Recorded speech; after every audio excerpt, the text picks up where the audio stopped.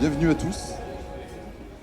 Bienvenue à la soirée des ponts 2022, une soirée à nouveau en présentiel, hein, après Station F, l'Institut de France, la bibliothèque de l'école des ponts, une 4e édition qui se tient ici dans les locaux du Boston Consulting Group. Merci de nous accueillir, merci d'accueillir toute la communauté des ponts, l'école, la fondation, les alumni. Une soirée qui va s'articuler pendant 1h30 autour de 4 temps forts. Le premier, les ponts, une communauté en mouvement, nous plongera au cœur de cette belle institution, de ses missions et de son actualité. Le deuxième temps sera consacré à la solidarité. Le troisième nous permettra d'évoquer le volet entreprise. Et puis nous conclurons avec un moment d'échange qui réunira Thierry Déhaut, président de Ponts Alumni, et Antoine Compagnon, ingénieur des ponts, mais surtout écrivain tout récemment élu à l'Académie française. Donc place au premier volet de cette soirée, les ponts, une communauté en mouvement. On le sait, le monde actuel évolue constamment et toujours plus vite. Il n'y a qu'à voir les annonces de ces dernières minutes. Nouvelles technologies, mondialisation accentuée des échanges, coopération internationale, géopolitique, développement durable, performance économique, réchauffement climatique. La liste est longue. Face à cette liste, des défis se présentent sans cesse à nous, et l'institution des ponts a toujours su s'adapter, anticiper, proposer de nouveaux horizons, de nouvelles réponses, car c'est une communauté, comme c'est inscrit ici, en mouvement. Et pour débuter ce premier volet, on va accueillir notre hôte. Alors la phrase est un petit peu alambiquée. On accueille notre hôte, Guillaume Charlin, directeur général de BCG France. Je vais vous demander de vous joindre à nous. Et la parole est à vous. Bien, bonsoir à tous. Je suis ravi de vous retrouver ici ce soir. Donc, je suis Guillaume Charlin, sorti des ponts en 95, rentré au BCG en 97. Donc, vous avez vu que c'est pas écoulé grand-chose entre-temps. Et donc au BCG depuis 25 ans. Alors, j'ai l'habitude de faire des discours dans cette agora avec un micro à la main, mais là, c'est un double plaisir. Le plaisir de vous retrouver tous dans cette communauté qui est aussi la mienne, et puis le plaisir de vous accueillir au BCG. Dont j'ai l'honneur d'être le directeur général depuis maintenant 4 ans. Mon parcours, je l'ai résumé très simplement. Enfin, 25 ans de BCG, j'ai à peu près sillonné le monde. Je travaille à peu près sur, évidemment, toutes les problématiques du moment, la transformation digitale, la transformation dite durable, et je sais qu'on en parlera beaucoup ce soir. Et j'ai eu la chance de travailler aussi aux 4 coins de la planète, en Asie, aux États-Unis, en France et évidemment en Europe, plus particulièrement sur l'industrie de la grande consommation. Ce dont je voulais vous parler en introduction, en fait, n'est pas directement lié à moi, mais plus directement à ce qu'on fait au BCG. Je voulais parler d'une chose, qui est le prix de l'entrepreneur social, puisque je sais qu'on va beaucoup parler de solidarité ce soir. Le prix de l'entrepreneur social, on a créé ça en 2015, en fait, dans une idée qui était que la société avait besoin, au-delà de ce que pouvait faire l'État, au-delà de ce que pouvaient faire des individus, en fait, d'entrepreneurs qui se fixaient une mission sociale, soit à impact humain, soit à impact plus environnemental. Et l'idée, c'était de faire des appels à candidature et de les récompenser, en fait, en leur donnant de la visibilité d'une part, et en leur offrant une mission gratuite pour les aider à passer à l'échelle. Et donc, on a fêté la 15e année cette année et on a remis le prix à 2 sociétés. La première s'appelle les Cafés Joyeux. Alors, je ne sais pas si vous en avez entendu parler, ils sont assez visibles. Ils ont un bar sur les Champs-Élysées. Donc, le principe des Cafés Joyeux, en fait, c'est d'avoir 75% d'employés qui ont un handicap mental, souvent trisomique. C'est une société qui arrive à l'équilibre. C'est important dans nos critères de sélection parce qu'on ne croit pas, ou en tout cas ce qu'on veut promouvoir, ce sont des sociétés qui ont un modèle économique pérenne pour qu'elles puissent se développer. Donc c'est une société qui qualifie parce qu'elle est innovante, elle a une mission sociale qui est extrêmement claire et elle a un modèle économique pérenne.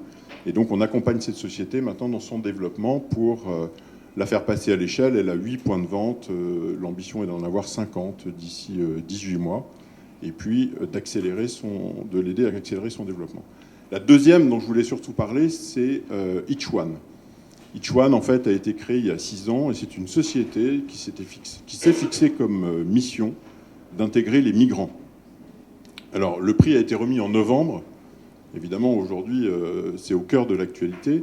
Et Ichwan part d'un principe, c'est que les migrants, en fait, dans leur pays d'origine, avaient un métier, une qualification, une insertion, et que souvent, quand ils partent en migration, en fait, ils se retrouvent dans le pays de destination, plutôt tout en bas de l'échelle sociale, parce qu'ils ne parlent pas la langue, ils n'en connaissent pas les codes. Et le pari de Ichwan, en fait, c'est d'essayer de ramener chacun au niveau, en utilisant les qualifications de leur pays d'origine, en les aidant à s'insérer pour les ramener dans une carrière professionnelle qui ressemble à celle qu'ils pouvaient avoir au point de départ. Ichwan, en faisant ça, a trouvé un modèle économique, puisqu'en fait, ça intéresse les entreprises. Et là où je voulais en venir, c'est que Ichwan, suite à la guerre en Ukraine et au flux migratoire venu d'Ukraine, a lancé une coalition dont on est aujourd'hui le sponsor, qui s'appelle Ichwan for Tomorrow. Et le but de Ichwan for Tomorrow, en fait, c'est de rassembler des grandes entreprises autour de ces initiatives pour intégrer davantage de migrants venus d'Ukraine. Alors, c'est un appel que je vous paie ce soir. Clairement, quand on regarde le business model d'Ichwan, ce ne sont pas les migrants qui vont manquer, ni aujourd'hui, ni demain, malheureusement, on le sait. Ce qui va manquer, ce sont les entreprises qui vont s'engager sur ce type d'initiative pour en fait accueillir des migrants dans la durée. Et donc c'est un appel que je vous lance. Ichwan for Tomorrow, si vous voulez qu'on en parle, n'hésitez pas, vous serez les bienvenus. Voilà. Je vous souhaite à tous une excellente soirée. Merci de nous faire le plaisir d'être ici ce soir. Et j'ai hâte d'entendre tous les autres intervenants. Bien, merci. Merci.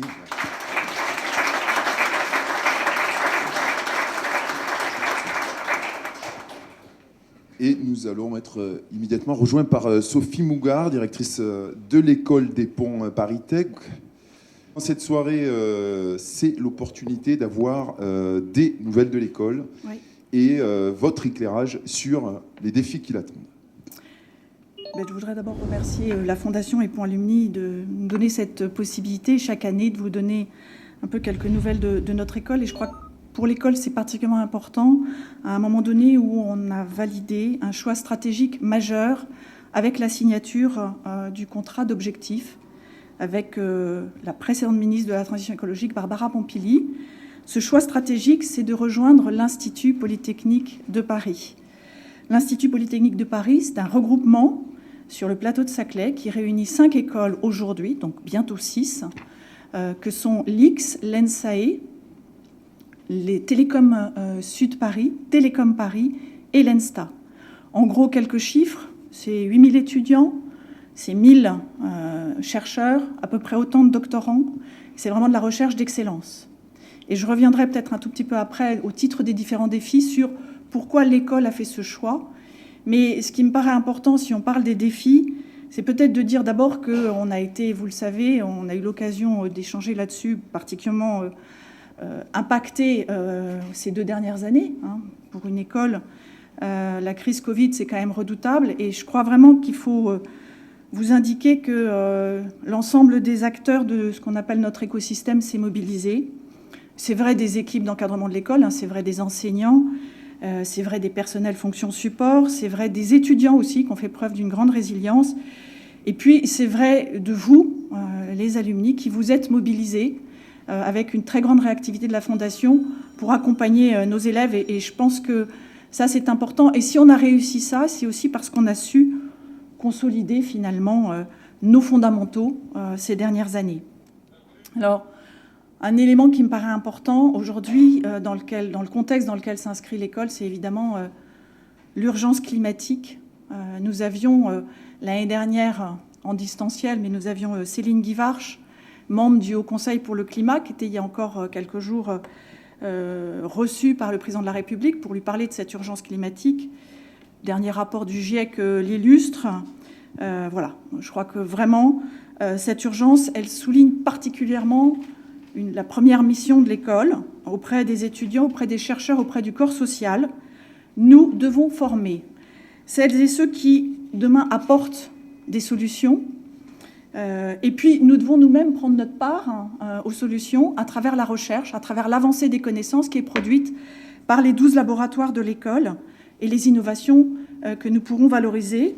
Et enfin, et ce n'est pas le plus simple, je dois dire que en la matière, les cordonniers ne sont pas les mieux chaussés. Notre bâtiment est emblématique de ce qu'il ne faut pas faire en termes d'efficacité énergétique. En tout cas, en tant qu'établissement, nous devons aussi être attentifs à notre empreinte écologique dans l'exercice de nos missions, être plus respectueux de cet environnement, et nous devons être vraiment résolument inscrits dans le développement durable. Le développement durable, ça va au-delà de la transition écologique lorsque l'on prend en compte la dimension sociale. Qu'en est-il pour l'école, justement ? Je crois vraiment, et c'est pour ça que nous parlons d'ailleurs à l'école plus de développement durable que de transition écologique, parce qu'on a bien vu, quand on ne prend pas en compte la dimension sociale sur un certain nombre de politiques publiques, on se prend le mur. Donc, et je crois que la responsabilité sociale de l'école, elle est majeure en ce qu'elle concerne l'inclusion, l'ouverture sur le monde, en poursuivant ce que notre école a initié depuis son origine. Développer l'inclusion en capitalisant sur ce qui se passe en amont. On peut toujours mettre des quotas, mais c'est quand même un aveu d'échec. L'enjeu pour nous, il est qu'il y ait plus d'ouverture sociale dans les classes prépa, qu'on recrée des classes prépa étoiles en province, qu'on ouvre des internats toute l'année. On ne les ferme pas le week-end, sinon pour les boursiers c'est compliqué. Et puis surtout, on va démarcher en amont, dans les lycées, les jeunes, pour qu'il n'y ait pas d'autocensure, voire même d'ignorance de l'existant même de classes prépa et de ce que c'est que le métier d'ingénieur. Et c'est pour ça que nous mobilisons les étudiants de l'École des Ponts pour les cordées de la réussite. L'enjeu, c'est d'accroître le nombre d'élèves boursiers, même si on n'est pas l'école la moins bien lotie en la matière. Mais dès qu'ils auront choisi ces classes prépa scientifiques, ils pourront ensuite réussir à l'école. C'est développer et de maintenir le recrutement des étudiants internationaux, les meilleurs, en partenariat avec les institutions les plus prestigieuses. Mais c'est aussi poursuivre et développer le programme étudiants réfugiés grâce à votre soutien. Et il sera présenté tout à l'heure, donc je ne vais pas en dire plus, mais on en est très fiers. Je crois que l'école doit vraiment être un lieu de mixité sociale, de mixité de genre, un lieu de diversité et d'enrichissement de tous et qui soit respectueuse de chacune et chacun. Et à ce titre, je voudrais vraiment vous dire que nous avons engagé un certain nombre de mesures de lutte contre les violences sexistes et sexuelles. Vous avez vu que certaines écoles, malheureusement, le vivent et nous n'en sommes pas complètement exempts.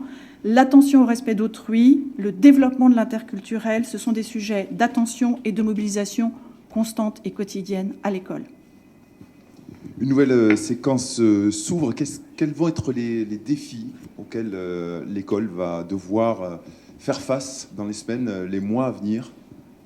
Notre pays a besoin de plus d'ingénieurs et plus d'ingénieurs bien formés. Alors l'école les forme bien et donc il faut que l'école soit en capacité d'en former plus. Et je crois que c'est vraiment essentiel. On a augmenté nos effectifs. On est passé en gros de 250 à 300 élèves par promotion. Or, la première année, en deuxième année, on a les étudiants internationaux qui rejoignent. Et ça s'est fait dans un contexte de baisse des moyens de l'État. Mais aujourd'hui, on n'y arrivera plus. C'est-à-dire qu'on a fait preuve d'efficacité, on a rogné, on a serré les boulons, mais il y a un moment donné, si on veut continuer à développer, pour répondre aux besoins de France 2030, pour répondre aux besoins, à vos besoins dans vos entreprises, on a besoin d'un soutien. Je ne sais pas si vous avez noté, il y avait un article il y a quelques jours sur l'École des Mines qui a décidé d'augmenter de 50% sa promotion d'ingénieurs d'ici 2028. Voilà, il y a un enjeu de convaincre la tutelle, de nous accompagner. Et j'ai coutume de dire, en nous donnant des moyens pour enseigner, on fait d'une pierre trois coups. On a des enseignants, on a des chercheurs, et ces chercheurs peuvent développer de la recherche partenariale qui nous rapporte des ressources pour continuer notre développement. On doit aussi renforcer les contenus, dans les contenus de nos cursus, la transition écologique. Il ne suffit pas de dire qu'on le fait, de dire et de proclamer qu'on est l'école de la transition écologique. L'école avait une dizaine d'années d'avance, avec un référentiel de compétences qui imprègne l'ensemble de nos modules de formation. Ce référentiel, il sert aujourd'hui de modèle, quelque part, à d'autres écoles. Le groupe INP, avec l'accompagnement du Shift Project, a retenu notre référentiel. Mais aujourd'hui, je crois qu'il faut qu'on garde ce temps d'avance. Il faut qu'on renforce cette formation avec des modules qui sont un tronc commun, la marque commune de l'ensemble des ingénieurs de l'école, quel que soit le département d'approfondissement qu'ils auront choisi. Et puis, nous aurons à ouvrir d'autres modules de formation, d'autres cursus de formation. Vous savez qu'on a ouvert il y a peu un master transition énergétique et territoire, où Thierry le sait bien, dans le département SEGF, une 3e année sur la finance verte. Je crois que voilà, ce sont les plus récents que je peux citer, mais il y a vraiment un gros enjeu. Et puis l'école s'est mobilisée sur la formation des ingénieurs des ponts, des eaux et des forêts, puisque vous savez qu'il y a l'Institut national du service public qui a succédé à l'ENA, et que l'école est en charge du module sur la transition énergétique que vont suivre tous les hauts fonctionnaires de l'État. Et je crois qu'il faut qu'on puisse capitaliser sur notre savoir-faire pour développer la formation continue des cadres de haut niveau de la fonction publique, parce que voilà, il y a différentes générations, elles sont plus ou moins sensibilisées, et puis plus largement pour répondre à tous les besoins des entreprises en formation continue, avec l'appui de notre filiale Pont PFC, Pont Formation Conseil. Et je crois qu'on a clarifié le qui fait quoi, on est bien articulé. PFC a renoué avec l'équilibre, avec une vraie résilience, même s'ils ont été méchamment impactés par la crise Covid, c'est très vite remonté. Donc voilà, ça montre bien que voilà, on est solide. Et puis on a des formations continues longues de type master spécialisé. Et je crois que j'évoquais tout à l'heure l'Institut Polytechnique de Paris, mutualiser avec ses partenaires pour créer des masters spécialisés, ce sera, je crois, une belle opportunité. Vous évoquiez la formation des ingénieurs, le manque d'ingénieurs en France, mais il n'y a pas que la France qui est confrontée à ce problème. Comment s'inscrit justement l'école des ponts dans cette dimension internationale ? Je crois que ça fait vraiment partie de l'ADN de l'école, d'avoir voulu se positionner à l'international avec un des tout premiers accords avec une université chinoise, Tongji, et puis historiquement avec l'université polytechnique de Madrid. Et je voudrais indiquer qu'il y a 2 dimensions. Il y a une première dimension qui est, alors j'espère que ça ne virera pas à l'institutionnel, mais en tout cas une structuration d'alliance d'universités européennes. Et l'école fait partie, il n'y en a que 41 aujourd'hui, fait partie d'une des 41 universités européennes qui s'appelle ELISA, avec notre partenaire historique, l'Université Polytechnique de Madrid. Il y a au total 9 universités et établissements d'excellence. Et nous travaillons à déployer un diplôme européen d'ingénieur sur les questions, notamment de la ville durable. À l'international, on a vu la résistance. On aurait pu penser que très vite, on perdait notre attractivité pour les étudiants internationaux. Ça n'est pas le cas.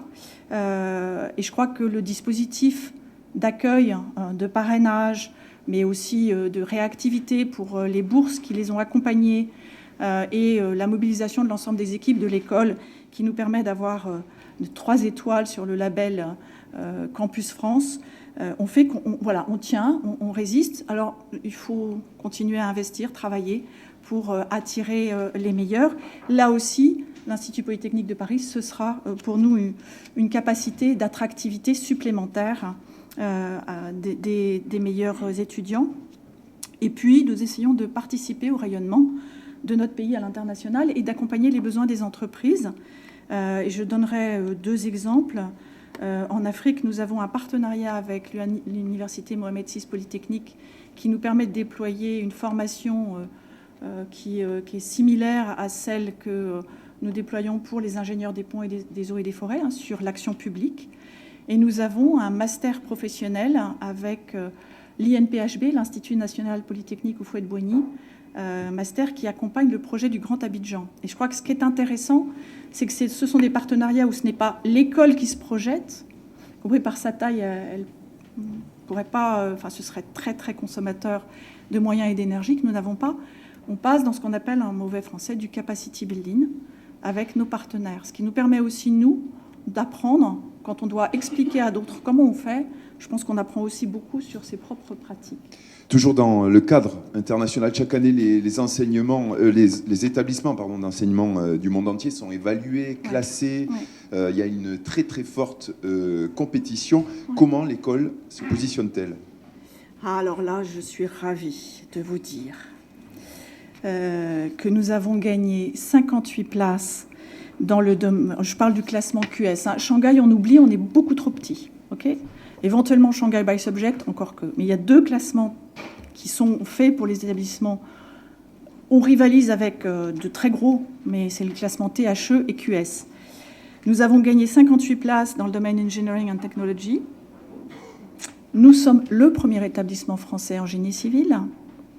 Nous sommes dans le top 51-100 mondial là-dessus.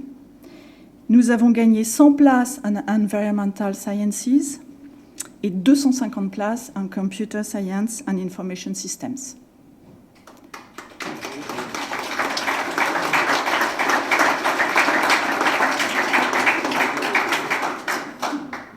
On fait un peu envie à IP Paris, parce que quand on demande à rentrer, il faut aussi montrer qu'on apporte des choses. Voilà, ça s'est fait, c'est grâce à la recherche et à l'enseignement, l'excellence de la recherche et de l'enseignement de l'école. Important aussi, nous faisons des études bibliographiques pour vérifier, bibliométriques pour vérifier comment se positionne la recherche de l'école. Et elle adresse pleinement les objectifs du développement durable. On n'est pas que dans le discours, on le vérifie avec les publications. 100% de nos laboratoires adressent au moins 9 des objectifs du développement durable, et le premier d'entre eux, c'est la lutte contre le changement climatique. Cette articulation autour de ces enjeux socio-économiques, si je les cite, et vous verrez qu'ils font écho: gestion des risques, des ressources et des milieux, système ville et mobilité, économie, usage et société, et industrie du futur. Voilà, donc on a un panel très complet. Et puis, à travers la recherche partenariale, les chaires, les contrats et des laboratoires communs, nous avons 2 laboratoires communs avec EDF, l'école s'inscrit vraiment dans un continuum entre de la recherche amont, ce que certains appellent la recherche fondamentale, et de la recherche appliquée au service de l'innovation. Et je crois vraiment que sur ce sujet-là, l'appartenance à l'Institut Polytechnique de Paris, elle va nous permettre demain de recruter, de nous accompagner dans le recrutement des meilleurs chercheurs, des meilleurs étudiants, des meilleurs doctorants. Elle ouvre aussi pour nos chercheurs de nouvelles perspectives pour travailler avec des communautés scientifiques d'excellence et un écosystème performant de développement de l'innovation. Mais je voudrais aussi vous dire qu'on a besoin de votre soutien, le soutien des alumni, à travers vos entreprises, à travers des partenariats autour des chaires de recherche, autour des chaires d'enseignement, et puis en ouvrant à nos chercheurs les portes de vos entreprises pour que nous puissions développer ces partenariats. Vous évoquiez IP Paris. En quoi l'intégration dans l'Institut Polytechnique va-t-elle aider l'école à relever les défis précédemment évoqués? Alors d'abord, peut-être juste revenir sur le contexte de l'enseignement supérieur et de la recherche. Il est en très forte reconfiguration depuis plus de 10 ans, 15 ans. Avec l'émergence de ces grandes institutions au meilleur niveau, voulues par les gouvernements successifs. Et donc, dans ce cadre-là, il y avait vraiment une question qui était posée: quel choix pour l'école? Et je crois qu'il était important, à ce moment, que l'école fasse un choix clair et qu'il soit affirmé pour tourner ce que j'appellerais moi une page assez traumatisante de 2016, avec ce qui s'est passé autour des questions de l'université de Marne-la-Vallée. Donc, je vous ai indiqué ce qu'était l'Institut Polytechnique de Paris. Je crois que sous l'égide de ces instituts, les écoles mettent en commun leur expertise pour développer des programmes de formation d'excellence, pour développer une recherche de pointe. On est de taille modeste, on ne pouvait pas jouer le village gaulois. Et puis moi, désolée, je n'ai pas la potion magique, donc il fallait aller quelque part. Parce que de plus en plus, au-delà de la structuration en tant que telle, et de la compétition et compétitivité qu'il faut avoir, l'État flèche à travers ses appels à projets. Vous verrez, si vous vous intéressez au PIA, vous voyez les appels à projets, appels à manifestation d'intérêt. De plus en plus, on flèche vers ces grands regroupements. Et donc ne pas être dans un regroupement, c'est non seulement perdre en visibilité à l'international, en attractivité, mais aussi risquer de ne pas bénéficier des ressources que le pays est capable de mobiliser au bénéfice de la formation et de la recherche. Voilà, je pense que l'école, je l'ai dit, est un atout pour IP Paris, pas seulement par l'excellence, mais aussi par les thématiques que nous apportons. Et je voudrais insister, parce qu'il y a eu beaucoup d'échanges sur l'école a créé depuis plus de 20 ans, autour de l'université, avec l'université, à la Cité Descartes, un certain nombre de thématiques que je résumerai avec la ville durable. Et donc cet atout-là, cette expertise-là, c'est ce que nous amenons aussi à IP Paris sur des thématiques qu'il n'a pas. Et aujourd'hui, je pense que quand on travaille, par exemple, dans le centre interdisciplinaire E4C, Energy for Climate, on voit bien qu'assez vite, on a besoin d'une expertise autour des questions de la ville.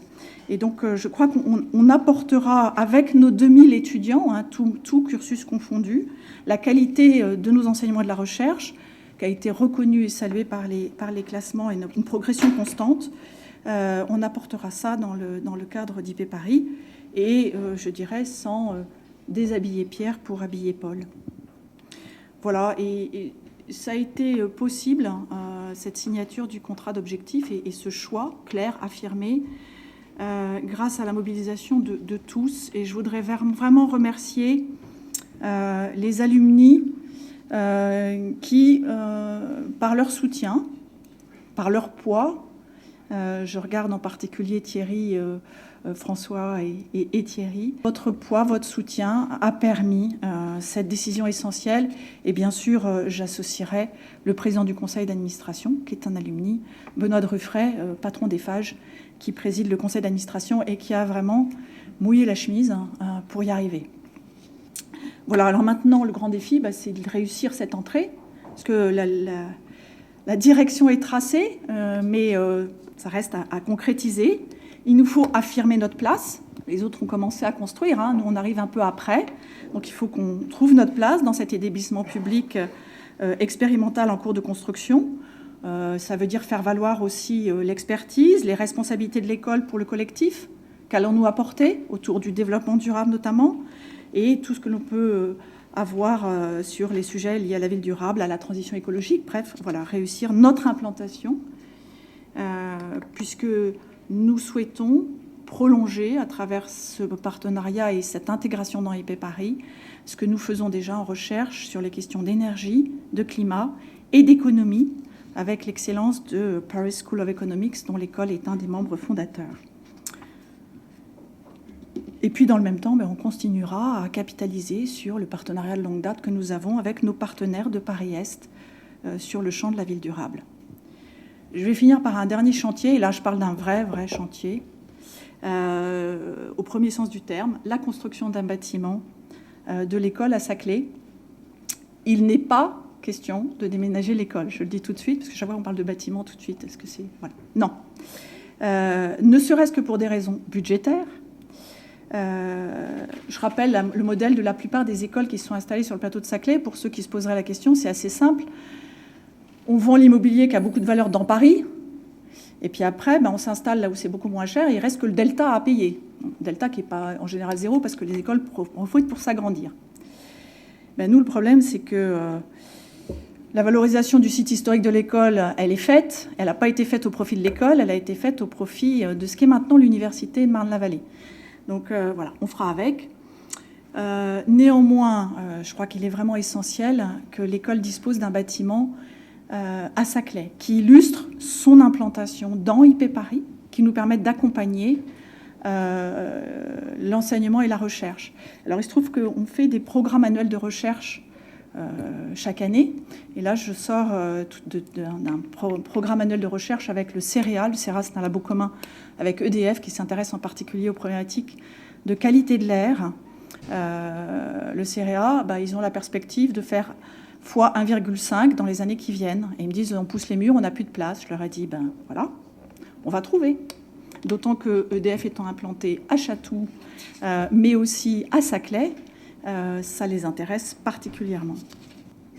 Voilà. Et puis le dernier aspect peut-être... Oui, ouais. parce que qui dit ambition, qui dit projet, parle aussi des moyens et du modèle économique à définir. Qu'en est-il donc pour l'école ?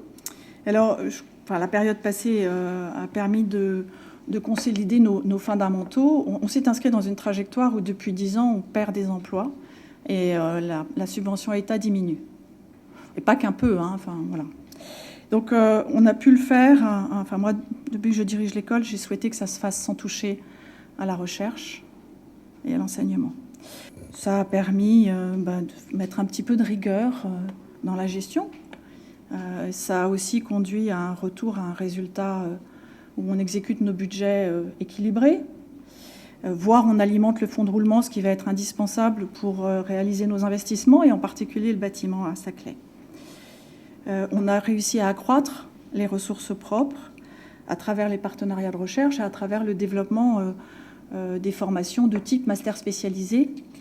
Et nous avons donc, je crois, une attention particulière sur la maîtrise et l'efficience de nos dépenses. Mais je crois qu'à un moment donné, il ne faut pas uniquement compter là-dessus et se dire qu'on va continuer cette même trajectoire. En tout cas, c'est le message que je passe à nos tutelles, parce que je pense que sinon on mettrait nos équipes en difficulté par une sursollicitation qui serait la conséquence d'un soutien insuffisant de l'État au regard des enjeux de développement qui sont affirmés dans le COP.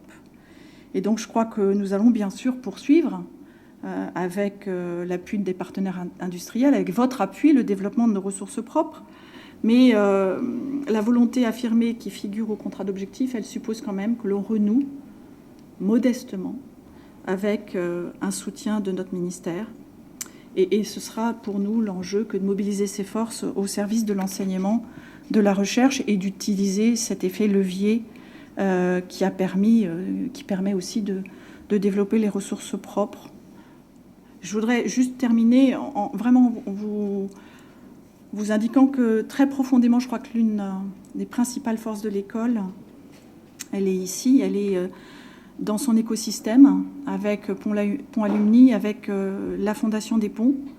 Et il y a, je crois, un alignement sur nos enjeux au cœur du développement durable, sur la stratégie. Et c'est ce qui a permis de finaliser ce COP et l'école, et qui permet à l'école de compter sur votre soutien pour réussir aujourd'hui, mais aussi demain, ce que je pense être une page importante de l'histoire de l'école au service de notre pays. Merci.